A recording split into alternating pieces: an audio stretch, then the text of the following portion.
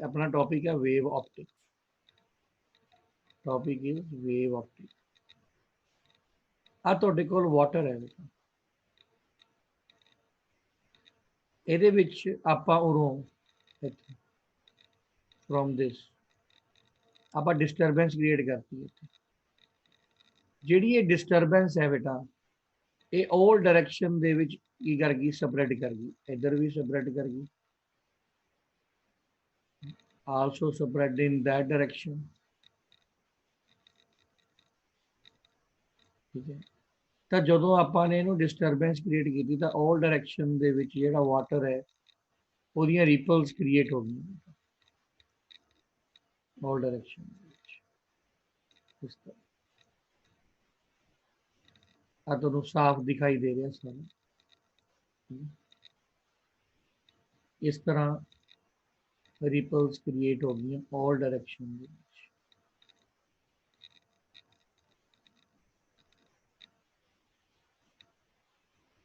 Like that.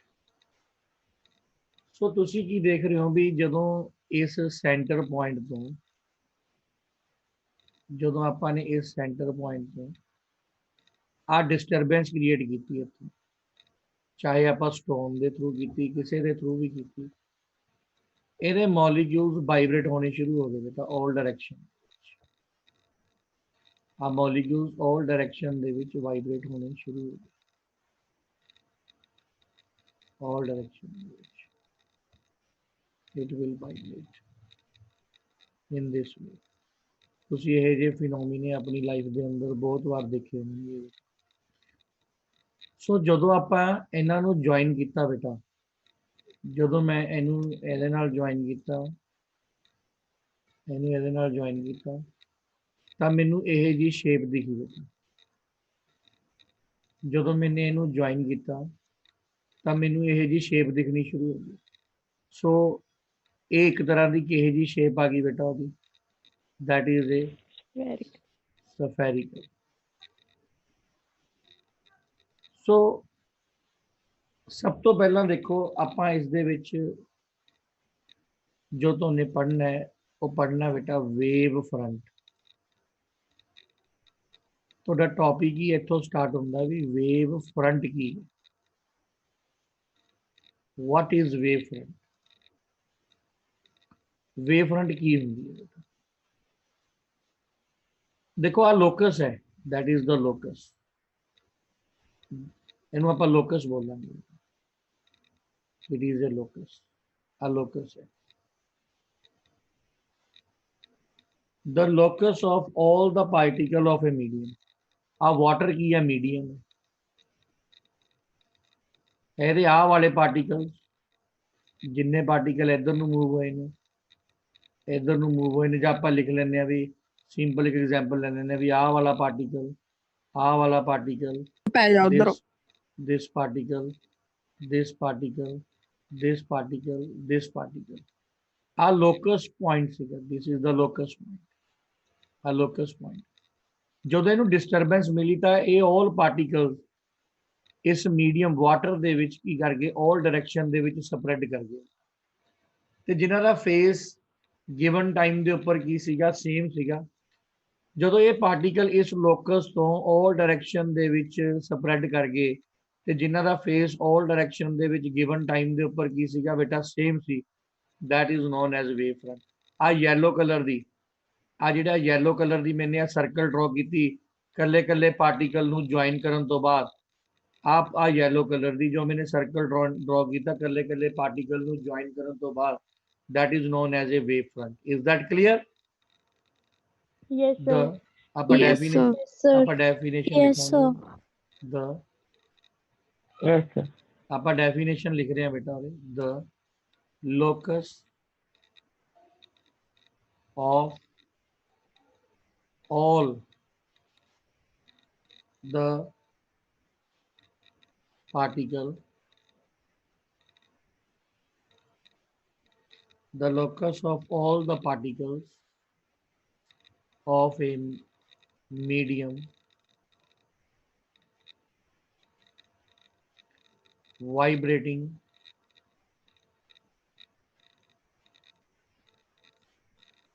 in the same phase at a given instant of time is called wavefront. Yes, beta, everybody clear the definition of wavefront? जी sir. Yes, sir. Yes, sir. ਅੱਗੇ ਇੱਥੇ ਬੇਟਾ ਇੱਕ ਬਹੁਤ Yes, important ਤੁਹਾਨੂੰ ਮੈਂ note ਦੱਸਣਾ ਹੈ ਸਾਰਿਆਂ ਨੂੰ। ਇੱਕ ਬਹੁਤ ਇੰਪੋਰਟੈਂਟ ਨੋਟ ਕੀ ਹੈ, ਹੁਸਨ ਸੇਜਲ ਨਹੀਂ ਆਈ ਅੱਜ, ਕੀ ਗੱਲ? ਨੋਟ the shape, ਹੁਸਨ ਮੈਂ ਤੈਨੂੰ ਸਰ ਕੁਝ ਪਤਾ ਨਹੀਂ।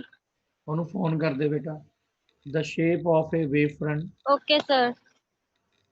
ਜਿੰਨੇ ਵੀ ਵੇਵਫਰੰਟ ਬਣਾਵਾਂਗੇ ਬੇਟਾ, the shape of wavefront depends upon the shape of source of disturbance, shape of source of disturbance। ਤੁਸੀਂ ਕਿਸ ਤਰ੍ਹਾਂ ਦਾ source of disturbance ਲੈ ਰਹੇ ਹੋ, ਤਾਂ ਹਰ ਵੇਵ ਦੀ ਜੋ ਵੇਵ ਫਰੰਟ ਹੈ ਉਹਦੀ ਸ਼ੇਪ ਉਸਦੇ source of disturbance ਦੇ selected ਦੇ ਉੱਪਰ ਲੱਗੂ ਵੀ ਤੁਸੀਂ ਕਿਹੋ ਜਿਹਾ ਲੈ ਕੇ। ਫੋਰ ਐਗਜ਼ਾਮਪਲ ਮੈਂ ਇੱਕ ਪੁਆਇੰਟ ਲੈ ਲਿਆ ਬੇਟਾ, ਦਿਸ ਇਜ਼ ਦਾ ਪੁਆਇੰਟ, ਆ ਪੁਆਇੰਟ। ਜੇ ਮੈਂ ਕਹਿੰਦਾ if a source of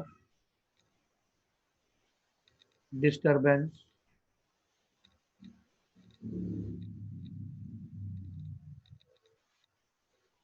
is a point, ਜੇ ਤੁਹਾਡਾ source of disturbance ਕੀ ਹੈ, ਇੱਕ point ਹੈ, ਤਾਂ ਇਹ point all direction ਦੇ ਵਿੱਚ, in all direction ਦੇ ਵਿੱਚ ਕੀ ਕਰੂਗਾ ਬੇਟਾ, ਵਾਈਬ੍ਰੇਟ ਕਰੂ। ਮੈਂ ਜਿਵੇਂ ਤੁਹਾਨੂੰ ਉੱਪਰ ਡਾਇਗਰਾਮ ਦਿਖਾ ਕੇ ਆਇਆ, ਵਾਈਬ੍ਰੇਟ ਇਨ ਦ all direction। ਤੇ ਜਦੋਂ ਬੇਟਾ ਆਪਾਂ ਇਹਨੂੰ ਆਪਸ ਚ ਜੁਆਇਨ ਕਰਾਂਗੇ, ਇਹਨੂੰ ਇਹਦੇ ਨਾਲ ਜੁਆਇਨ ਕਰਾਂਗੇ, ਇਹਨੂੰ ਇਹਦੇ ਨਾਲ ਜੁਆਇਨ ਕਰਾਂਗੇ, ਇਹਨੂੰ ਇਹਦੇ ਨਾਲ ਜੁਆਇਨ ਕਰਾਂਗੇ, ਫਰੋਮ ਦਿਸ ਐਂਡ ਦਿਸ, ਤੁਹਾਨੂੰ ਕਿਹੋ ਜਿਹੀ ਸ਼ੇਪ ਦਿਖ ਰਹੀ ਹੈ ਦੱਸੋ? ਸਫੇਰਿਕਲ। ਸਫੇਰਿਕਲ। ਯੈਸ, ਤਾਂ ਤੁਹਾਨੂੰ ਕੀ ਦਿਖੂਗੀ, ਇੱਕ ਸਫੈਰਿਕਲ ਸ਼ੇਪ ਦਿਖਣੀ ਸ਼ੁਰੂ ਹੋ ਗਈ। ਸੋ ਇਸ ਸਫੈਰਿਕਲ ਸ਼ੇਪ ਦੇ ਉੱਪਰ this particle, this particle, this particle, this particle, this particle, this particle, this particle, and this particle, and this particle is known as the particle of the wavefront। ਆ ਤੁਹਾਡੀ ਕੀ ਬਣ ਗਈ, ਵੇਵ ਫਰੰਟ। ਤੇ ਜਿਹਦੀ ਤੁਹਾਨੂੰ proper diagram ਮੈਂ ਦਿਖਾਈ ਹੈ, this is the wave, ਆ ਤੁਹਾਨੂੰ ਉਹਦੀ ਪ੍ਰੋਪਰ ਡਾਇਗਰਾਮ ਦਿਖ ਰਹੀ ਹੈ। ਸੋ ਦਿਸ ਇਜ਼ ਦਾ ਸਫੈਰਿਕਲ ਵੇਵ। ਤੇ ਜੇ ਆਪਾਂ ਨੇ ਇਹਦੀ ਡੈਫੀਨੇਸ਼ਨ ਲਿਖਣੀ ਹੋਵੇ ਬੇਟਾ ਵੀ ਸਫੈਰਿਕਲ ਵੇਵ ਫਰੰਟ ਕੀ ਹੈ, if A source of disturbance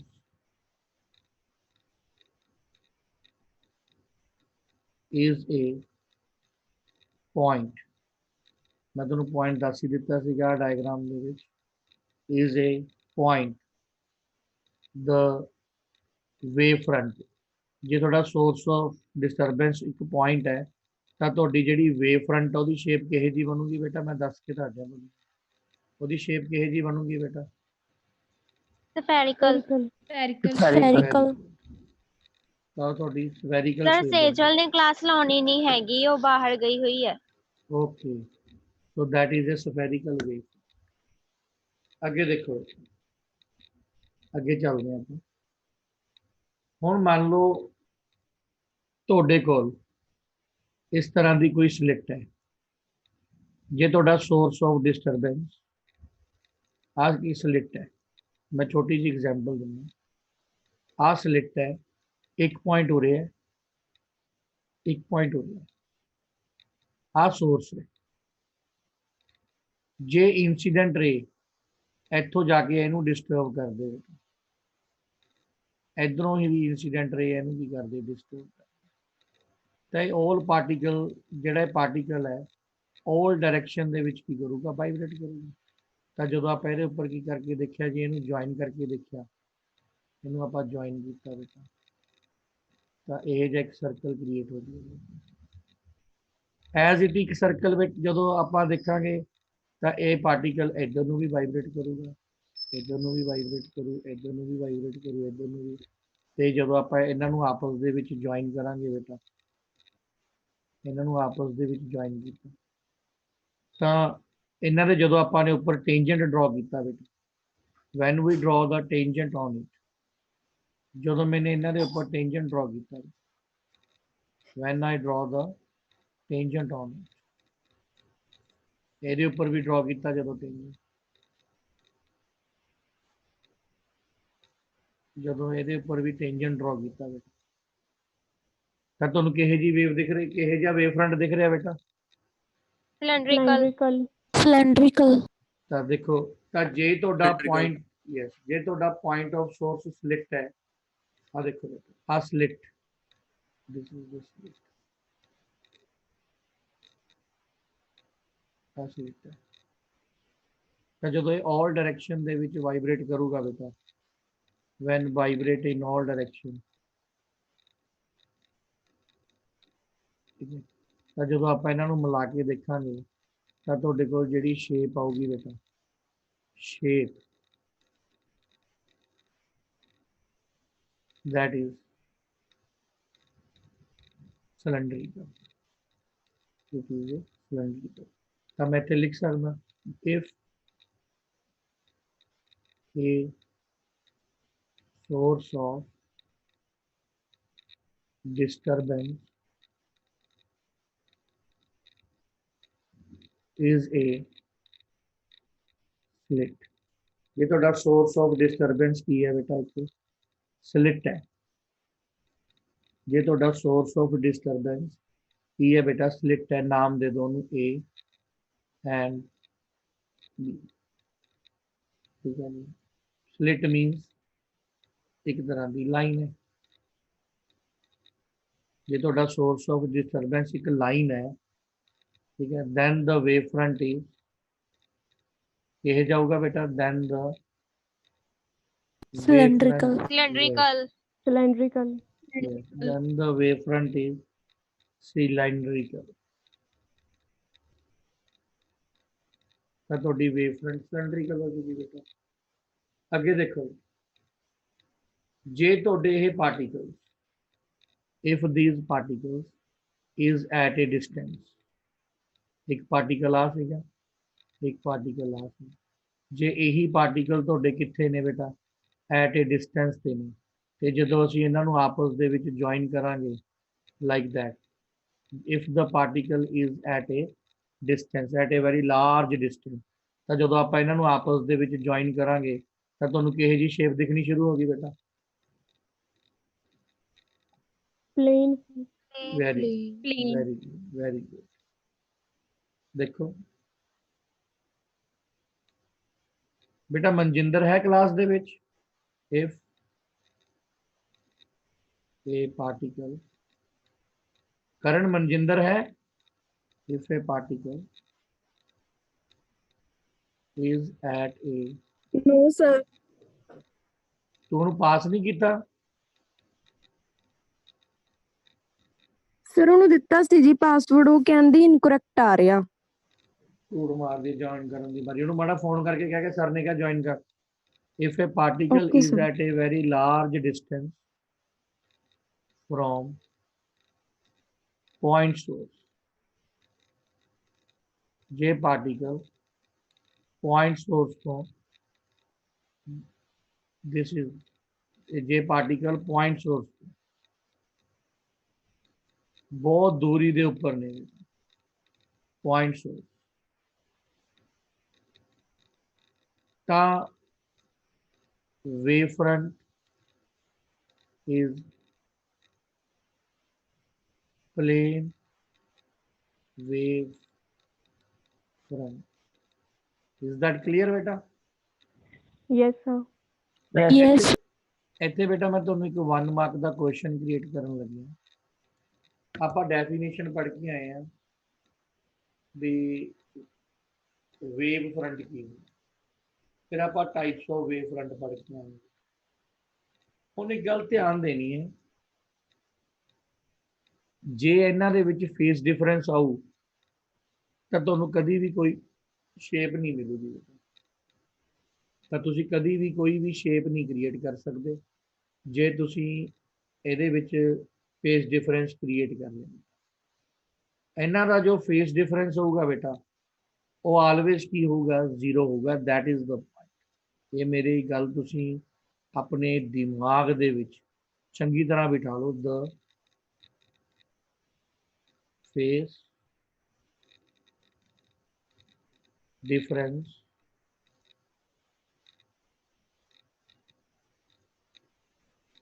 between any two points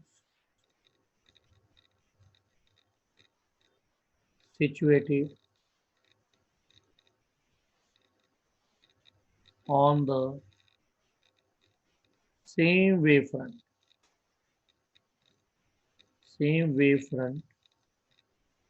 is 0। ਹੁਣ same wavefront ਤੁਸੀਂ ਸਮਝੋ ਮੈਂ ਕੀ ਕਹਿ ਰਿਹਾ। same wavefront, suppose ਆ ਤੁਹਾਡਾ ਫਸਟ ਸਰਕਲ ਹੈ, ਆ ਤੁਹਾਡਾ ਸੈਕਿੰਡ ਸਰਕਲ ਹੈ, ਆ ਤੁਹਾਡਾ ਥਰਡ ਸਰਕਲ ਹੈ। ਫਸਟ ਸਰਕਲ ਦੇ ਉੱਪਰ ਆ ਪਾਰਟੀਕਲ, ਦਿਸ ਪਾਰਟੀਕਲ ਹੈ। ਇਹਨਾਂ ਦਾ ਆਪਸ ਦੇ ਵਿੱਚ ਫੇਸ ਡਿਫਰੈਂਸ ਇਸ ਵੇਵ ਫਰੰਟ ਦੇ ਉੱਪਰ ਸੇਮ ਹੈ, ਬਟ ਇਹਨਾਂ ਦਾ ਆ ਸੈਕਿੰਡ ਸਰਕਲ ਦੇ ਉੱਪਰ, ਆ ਸੈਕਿੰਡ ਸਰਕਲ ਦੀ ਵੇਵ ਫਰੰਟ ਦੇ ਉੱਪਰ ਇਹਨਾਂ ਸਾਰਿਆਂ ਦਾ ਆਪਸ ਚ ਸੇਮ ਹੋ, ਬਟ ਫਸਟ ਤੇ ਸੈਕਿੰਡ ਦੇ ਵੇਵ ਫਰੰਟ ਦੇ ਪਾਰਟੀਕਲਸ ਦਾ ਆਪਸ ਦੇ ਵਿੱਚ ਡਿਫਰੈਂਟ ਹੋਊਗਾ ਬੇਟਾ। that I am explaining you. Is that clear? Yes sir. Yes. Yes sir. Yes. And ਬੇਟਾ ਦੇਖੋ ਜਿਹੜੀ ਲਾਈਟ ਹੈ, ਹੁਣ ਧਿਆਨ ਦਿਓ ਮੈਂ ਤੁਹਾਨੂੰ ਕੀ ਸਮਝਾਉਣਾ। ਜੋ ਲਾਈਟ ਹੈ, ਲਾਈਟ ਦੀ ਬੇਟਾ ਦੇਖੋ ਵੇਵ ਨੇਚਰ ਵੀ ਹੈ, that is wave। ਜੋ ਲਾਈਟ ਹੈ ਉਹਦੀ ਵੇਵ ਨੇਚਰ ਹੈ, ਬਟ ਲਾਈਟ ਪਾਰਟੀਕਲ ਨੇਚਰ ਦੀ ਵੀ ਹੈ, ਲਾਈਟ ਪਾਰਟੀਕਲ ਨੇਚਰ ਦੀ ਵੀ ਹੈ। ਪਾਰਟੀਕਲ ਇਟ ਮੀਨ ਜੋ ਲਾਈਟ ਹੈ ਉਹਦੀ ਡਿਊਲ ਨੇਚਰ ਹੈ, dual nature. nobody find out properly, ਕਿਸੇ ਨੇ ਹਜੇ ਤੱਕ ਇਹ ਕਲੀਅਰ ਨਹੀਂ ਕੀਤਾ ਵੀ ਜੋ ਲਾਈਟ ਆ ਕਿਸ ਟਾਈਮ ਦੇ ਉੱਪਰ ਮੀਨਸ ਵੇਵ ਬਣ ਜਾਂਦੀ ਹੈ, ਕਿਸ ਟਾਈਮ ਦੇ ਉੱਪਰ ਉਹ ਪਾਰਟੀਕਲ।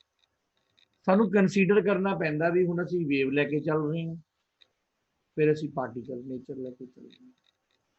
ਤਾਂ ਸਭ ਤੋਂ ਪਹਿਲਾਂ ਇਸ ਨੂੰ ਵੇਵ ਨੇਚਰ ਦੇ ਵਿੱਚ ਜਿਸ ਨੇ ਐਕਸਪਲੇਨ ਕੀਤਾ ਸੀਗਾ, ਉਸ ਸਾਇੰਟਿਸਟ ਦਾ ਨਾਮ ਕੀ ਹੈ ਬੇਟਾ? ਆ ਤੁਹਾਨੂੰ ਦਿਖ ਰਿਹਾ ਜੀ, ਕੀ ਹੈ ਨਾਮ ਉਹਦਾ? Huygens. Hygiene principle. Very good. ਤੁਹਾਨੂੰ ਪੇਪਰ ਦੇ ਵਿੱਚ ਤੁਹਾਨੂੰ ਮੋਸਟ ਇੰਪੋਰਟੈਂਟ ਕੁਐਸਚਨ ਹੈ ਬੇਟਾ for 3 marks. Exactly. Huygens principle ਆ 3 ਮਾਰਕਸ ਦਾ ਕੁਐਸਚਨ ਹੈ, ਠੀਕ ਹੈ ਜੀ। ਪੇਪਰ ਦੇ ਵਿੱਚ ਕੁਐਸਚਨ ਆਊਗਾ ਸਟੇਟ ਐਂਡ ਐਕਸਪਲੇਨ।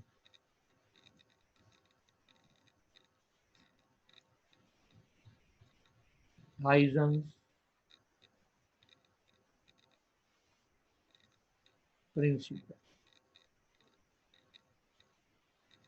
देखो बेटा ਆਪਾਂ ਨੇ ਹਾਈਜ਼ਨ ਪ੍ਰਿੰਸੀਪਲ ਨੂੰ ਸਟੇਟ ਵੀ ਕਰਨਾ ਤੇ ਇਹਨੂੰ ਐਕਸਪਲੇਨ ਵੀ ਕਰਨਾ। ਦੇਖੋ ਹਾਈਜ਼ਨ ਨੇ ਕੀ ਕਿਹਾ ਸੀਗਾ ਬੇਟਾ, ਫਸਟ ਪੁਆਇੰਟ, ਪਹਿਲਾਂ ਆਪਾਂ ਅਕੋਰਡਿੰਗ ਟੂ ਹਾਈਜ਼ਨ ਜਿਹੜੀ ਉਹਨੇ ਅਜ਼ੰਪਸ਼ਨਸ ਲੈਤੀਆਂ ਸੀਗੀਆਂ, ਮੀਨਸ ਸਿਚੁਏਸ਼ਨਸ ਉਹਨੇ ਬਣਾਈਆਂ ਸੀ ਉਹ ਲਿਖਣੀਆਂ ਨੇ। ਉਹਨੇ ਕਿਹਾ ਸੀਗਾ ਈਚ source of light, ਉਹਨੇ ਕਿਹਾ ਸੀ each source of light is a center of disturbance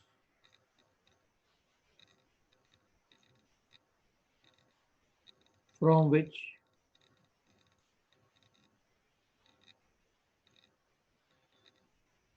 wave spread in all directions। ਆ पॉइंट है ਜਿਹਨੂੰ मैंने सेंटर मान लिया, ਜਿੱਥੋਂ ਲਾਈਟ all डायरेक्शन ਦੇ ਵਿੱਚ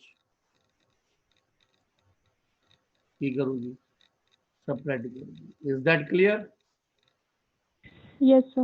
Yes, sir. Yes, sir. Second,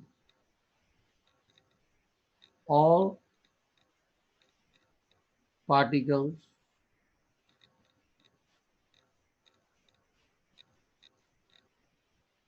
are equidistant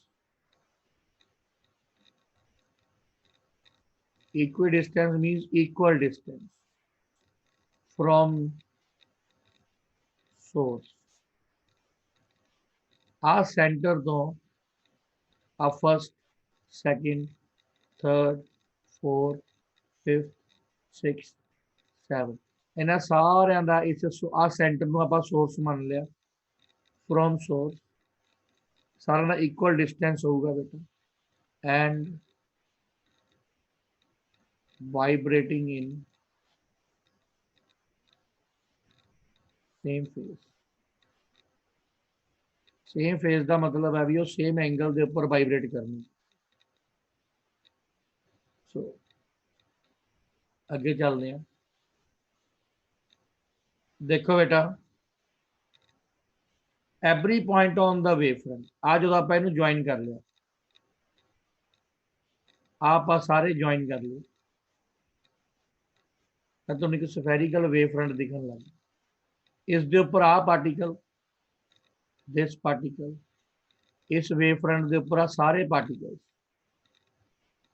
आ थोड़ी ग्रीन कलर की मैंने वेव फ्रंट बना के दिखाई है तुम ज्वाइन वेव।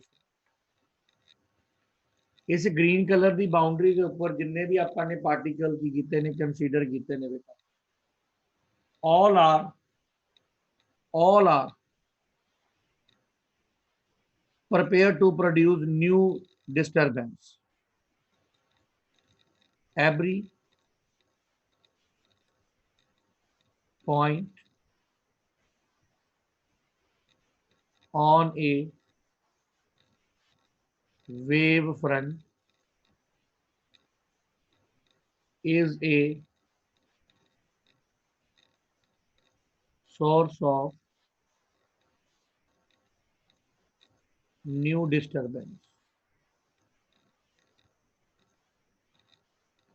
जो न्यू डिस्टरबेंस हो, न्यू डिस्टरबेंस का मतलब है ये अगे नूं होर further new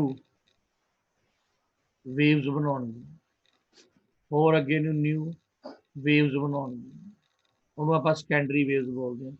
disturbance, is that clear? Which produce, Yes, sir. Yes. Yes, Yes, sir. sir. which produce secondary। जशन शिंटा वाली तेन समझ आ रहा है? Secondary Yes, sir. वेव। जो बेटा ये वेव्स मूव कर दियां ने, when these waves are move, मान लो आ पॉइंट तो जिहड़ी आ वेव ਐਕਚੁਅਲ ਦੇ ਵਿੱਚ ਜਿਹੜੀਆਂ ਮੂਵ ਕਰ ਰਹੀ ਹੈ ਇੱਧਰ ਨੂੰ ਆਲ ਡਾਇਰੈਕਸ਼ਨ ਦੇ ਵਿੱਚ ਜਿੰਨੀਆਂ ਵੀ ਇਹ ਵੇਵਸ ਮੂਵ ਕਰਨੀ ਹੈ, ਠੀਕ ਹੈ ਜੀ। ਇਹ ਵੇਵ ਜਾ ਤਾਂ ਇਸ ਤਰ੍ਹਾਂ ਰਹੀ ਹੈ ਬੇਟਾ, ਉਹ ਜਾਣਗੀਆਂ ਤਾਂ ਇਸ ਤਰ੍ਹਾਂ ਐਕਚੁਅਲ ਦੇ ਵਿੱਚ, ਬਟ ਆਪਾਂ ਨੂੰ ਇੱਕ ਲਾਈਨ ਦੀ ਫਾਰਮ 'ਚ ਕੰਸੀਡਰ ਇਸ ਲਈ ਕਰ ਰਹੇ ਹਾਂ ਕਿਉਂਕਿ ਜਦੋਂ ਕਰਸਟ ਉੱਪਰ ਕਰਸਟ ਫੋਲ ਕਰੂਗੀ, ਫੋਰ ਐਗਜ਼ਾਮਪਲ ਮੰਨ ਲਓ ਵੀ ਆਹ ਕਰਸਟ ਉੱਪਰ ਕਰਸਟ ਫੋਲ ਕਰ ਰਹੀ ਹੈ, ਤਾਂ ਆਪਾਂ ਇੱਥੇ ਕੋਈ ਲਾਈਨ ਕੰਸੀਡਰ ਕਰ ਲੈਂਦੇ ਹਾਂ। Is that clear? ਇਹ ਕਿਹਦੇ ਇਕੁਅਲ ਜਾਊਗੀ ਬੇਟਾ?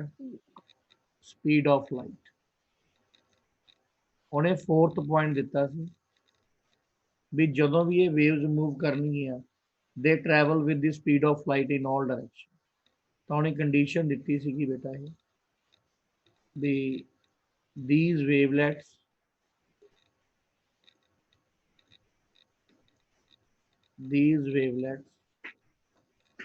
are spherical। ਇਹ spherical ਤਾਂ ਹੋਣਗੇ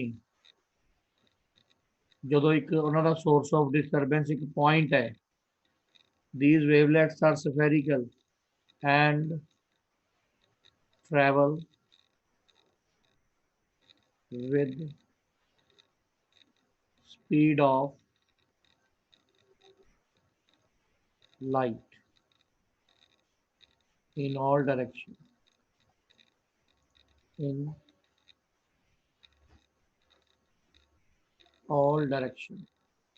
in that medium। ਜਿਹੜੇ ਮੀਡੀਅਮ 'ਚ ਤੁਸੀਂ ਉਹ ਕ੍ਰੀਏਟ ਕਰਵਾਓਗੇ, ਜਿਸ ਮੀਡੀਅਮ ਦੇ ਵਿੱਚ ਤੁਸੀਂ ਉਸ ਵੇਵਸ ਨੂੰ ਕ੍ਰੀਏਟ ਕਰੋਗੇ ਉਹ ਉਸੇ ਮੀਡੀਅਮ ਦੇ ਵਿੱਚ ਸਪੀਡ ਆਫ ਲਾਈਟ ਦੇ ਨਾਲ ਕੀ ਕਰਨਗੀਆਂ? ਮੂਵ ਕਰਨਗੀਆਂ।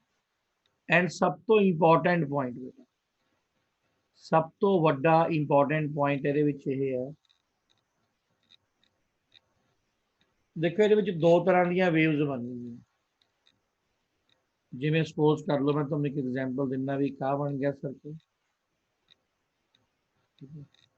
ਇੱਕ ਆਪਾਂ ਸਰਕਲ ਹੋਰ ਜੁਆਇਨ ਕਰ ਲੈਂਦੇ ਹਾਂ।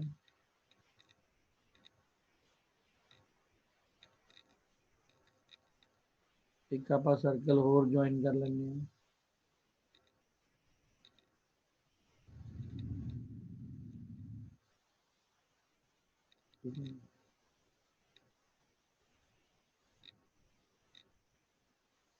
ਇਸ ਤਰ੍ਹਾਂ ਤਾਂ ਜਦੋਂ ਆਪਾਂ ਇਹਨਾਂ ਨੂੰ ਜੁਆਇਨ ਕਰਾਂਗੇ ਬੇਟਾ, ਇਹਨਾਂ ਦੇ ਟੇਂਜੈਂਟਸ ਮਿਲਾਵਾਂਗੇ। ਜਦੋਂ ਆਪਾਂ ਇਹਨਾਂ ਦੇ ਟੇਂਜੈਂਟ ਮਿਲਾਵਾਂਗੇ, ਜਿਹੜਾ ਅਗਲੇ ਵਾਲਾ ਹੋਊਗਾ ਇਹਨੂੰ ਆਪਾਂ ਮੰਨਾਂਗੇ ਸੈਕੰਡਰੀ, ਜਿਹੜਾ ਪਿਛਲੇ ਵਾਲਾ ਹੋਊਗਾ ਜੀ ਇਹਨੂੰ ਮੰਨਾਂਗੇ ਪ੍ਰਾਇਮਰੀ। ਤਾਂ ਹਾਈਜ਼ਨ ਨੇ ਕਿਹਾ ਸੀ only secondary waves help to produce new waves, only secondary wavelets।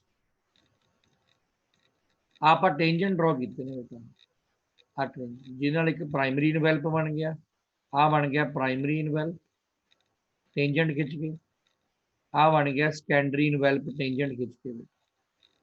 ਤਾਂ ਉਹਨੇ ਕਿਹਾ ਸੀਗਾ ਵੀ only secondary wavelets are produce new wavelets, not primary।